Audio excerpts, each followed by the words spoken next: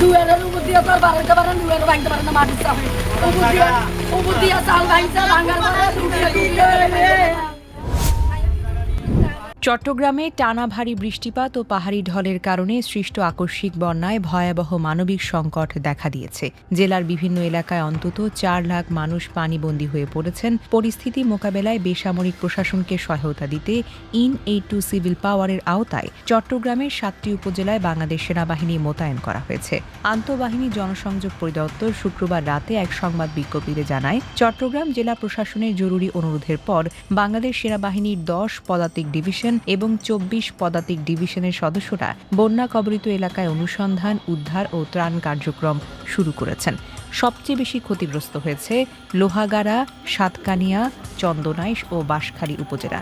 টানা বর্ষণ ও পাহাড়ি ঢলের পানিতে এসব এলাকা প্লাবিত হওয়ায় প্রায় 4 লাখ মানুষ চরম দুর্ভোগের মধ্যে পড়েছেন। অনেক পরিবার ঘরবাড়িতে আটকা পড়েছে, যোগাযোগ ব্যবস্থা বিচ্ছিন্ন হয়েছে এবং নিত্য প্রয়োজনীয় খাদ্য ও বিশুদ্ধ পানির সংকট দেখা দিয়েছে। এসব এলাকায় দ্রুত উদ্ধার অভিযান পরিচালনার জন্য 10 পদাতিক ডিভিশনের বিশেষ উদ্ধারকারী দল ও প্রয়োজনীয় সরঞ্জাম মোতায়েন করা হয়েছে।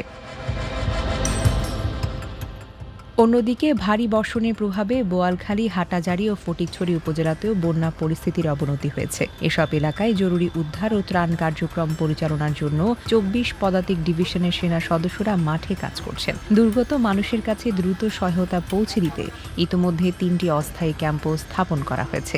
আইএসপিআর জানিয়েছে, দুর্গত এলাকায় আটকে পড়া মানুষের নিরাপত্তা নিশ্চিত করতে সেনাবাহিনী দিন-রাত নিরলসভাবে অনুসন্ধান ও উদ্ধার অভিযান পরিচালনা করছে। পাশাপাশি স্থানীয় প্রশাসনের সঙ্গে সমন্বয় করে ত্রাণ বিতরণ কার্যক্রমও চলমান রয়েছে।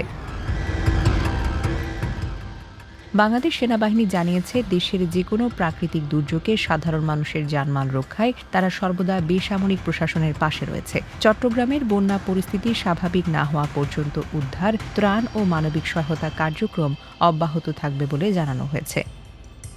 Desk report, recap news.